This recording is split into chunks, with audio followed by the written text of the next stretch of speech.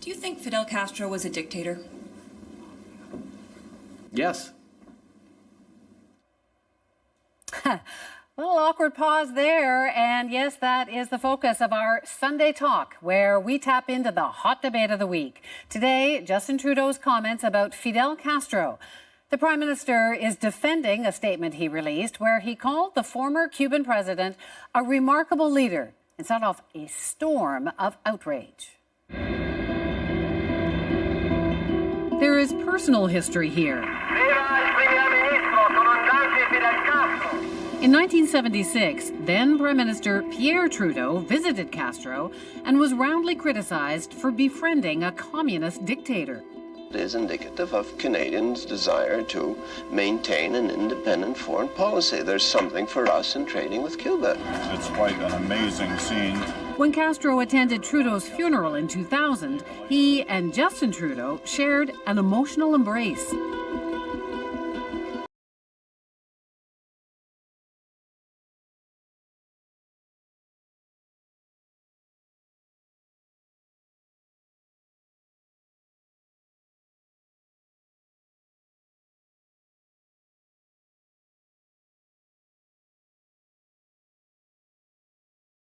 Significant improvements to Cuba's education and healthcare systems.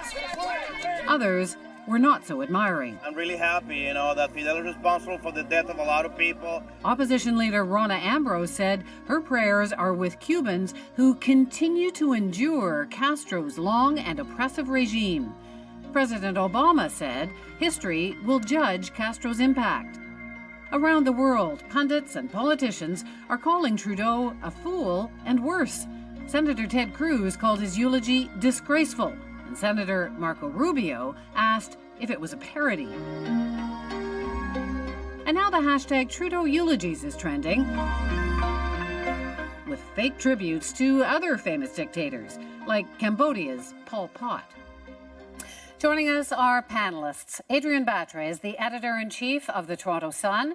Jonathan Kay is editor-in-chief at Walrus Magazine. And joining us tonight, Mark Entwistle, who was Canada's ambassador to Cuba in the mid-90s. He now runs a consulting firm that promotes Canadian business initiatives in Cuba.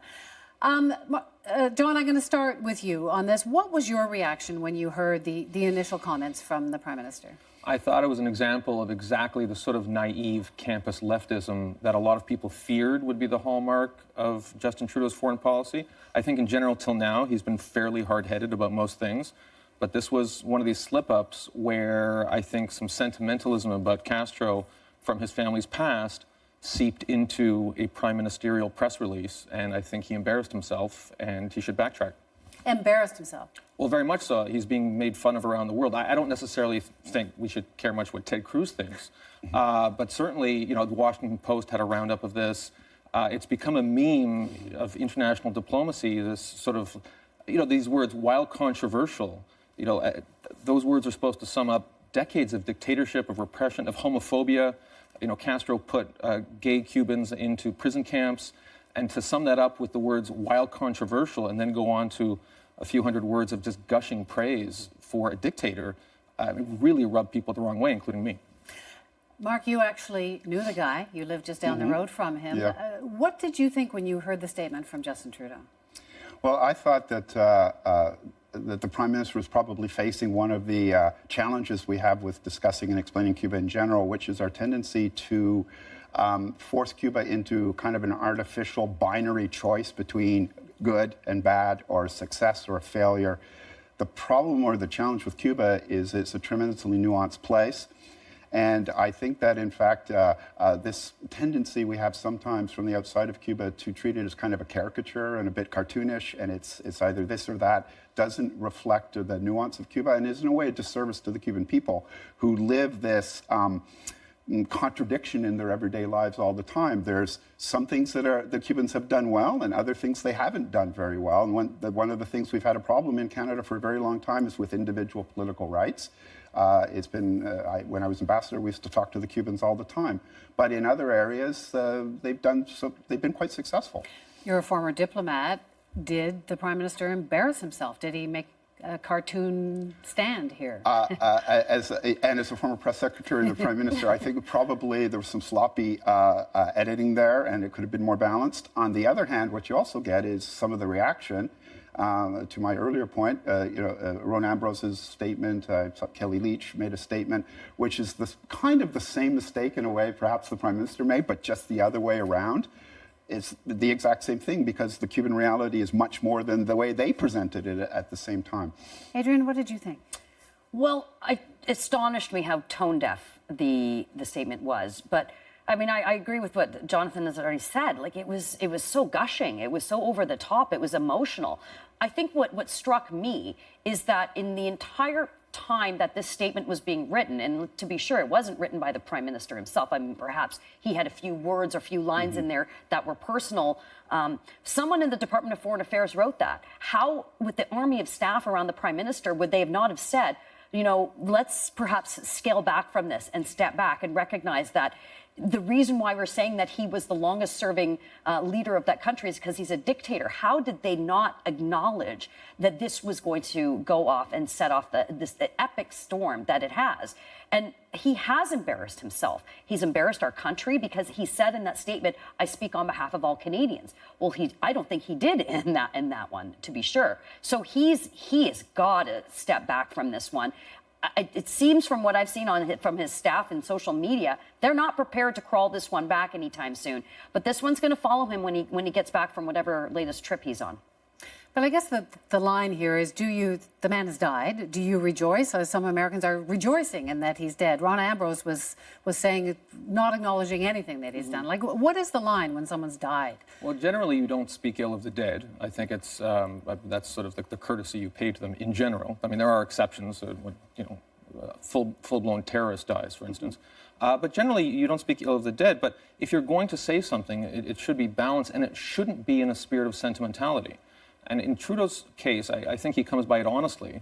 His brother Sasha wrote a piece for the Toronto Star 10 years ago in which he gushed about the Trudeau family's history with Castro and told these stories about how Castro never sleeps and he's like a Superman and he dived 50 feet into the water to get sea urchins for their dinner. I mean, it was like a North Korean propaganda newspaper. I mean, it was bizarre. And I think, to give Justin his due, he sort of was marinated in that growing up. His father, Pierre, seems to have had some kind of weird political fetish about Fidel Castro as like a Superman of the left. Is that true, Mark? The two of them did have a very particular relationship from what I saw. Pierre, after he was Prime Minister, would come down privately. Sometimes he came on a few business delegations, but he would also come privately. We'd have these quite bizarre dinners in which they would spend hours talking about world politics and et cetera, et cetera. From Fidel Castro's point of view, who was not a very good listener at all, it was the only time I ever saw him actually be quiet. And partly it was to try to understand the Americans, although the Cubans understand the Americans completely well. This is one of there's a disequilibrium of knowledge in a way. The Cubans understand the United States tremendously. The Americans do not understand Cuba at all. But they did come across as kind of intellectual soulmates, as I've said in the past. And Pierre Trudeau would actually, say to Fidel Castro, yes, change, but don't rush it, because it took us 800 years to develop our democratic institutions, so you can't do it overnight. And they'd have these conversations like this. Well, it sounds like a man crush. Yeah. And that man crush made its way into a prime ministerial press release. And embarrassed our country. Yeah. And we are being made fun of the world over. I mean, for so long, Justin Trudeau has had quite a love-in with everybody around the world. But now, as Jonathan mentioned earlier, this has become a caricature. This is this left-wing bizarre obsession with dictators, and I don't understand it, and I don't want to get my mind wrapped around it because it's frightening to me. But I think that we can't forget what Fidel Castro did. I mean, Trudeau mentions in the statement about, he did so many great things for the Cuban people.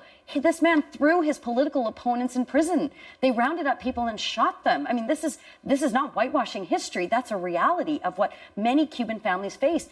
They have fled shark-infested waters to get to the shores of Florida because of his dictatorship rule. And it's no different under his brother. There are comparisons being made now to the the reactions to Stephen Harper when King Abdullah of Saudi Arabia, not exactly a bastion of human rights with executions and stonings there, people saying that it's hypocritical, that very few people spoke out at the time about, you know, and is that hypocritical that everyone's ganging up on Castro but not on the Saudi king? It is true that these events can make hypocrites of us all. You know, when Hafez Assad died in Syria, Western leaders, including Jacques Chirac, marched in his funeral parade.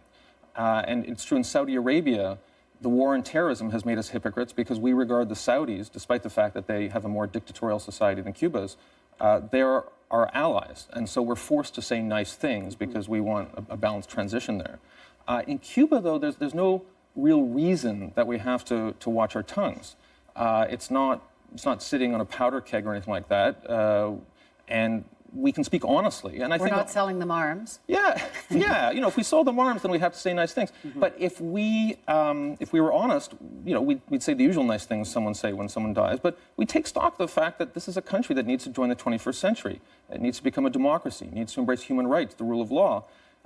When Donald Trump got elected, Angela Merkel sent him a congratulatory message saying, "We look forward to being a full partner with America in your pursuit of democracy and the rule of law and all these things we have in common." That was a brilliant message that Merkel sent. And that's the kind of message Trudeau could have sent. Is there a hypocrisy here? I mean, even the Canadians don't seem to have a problem with Cuba. Thousands of them go there every year. Well, the thing about Cuba as well, and I don't want to become a little too eggheady about this, but when you are in the parsing out the balance of all of these things, there are other aspects of Cuba that one has to be careful about as well. There are difficult times in Cuban history, without question. Cuba has changed a lot in the last few years. A lot of the things that we talk about Fidel Castro now are really typical of the 1960s and 70s and 80s. The opening of the United States is really Raul Castro, the opening of the Cuban private sector. But there are other considerations that, to be truly balanced, you would have to take as a factor the highly hostile and aggressive U.S. trade and investment embargo against Cuba, which frankly has distorted Cuban reality, active intelligence efforts to overthrow the Cuban state, which quite frankly, possibly continue to this day, despite President Obama's undertakings. Cuban history's been very rough. That revolutionary period was very rough. So there's a lot to understand about Cuba, where it comes from.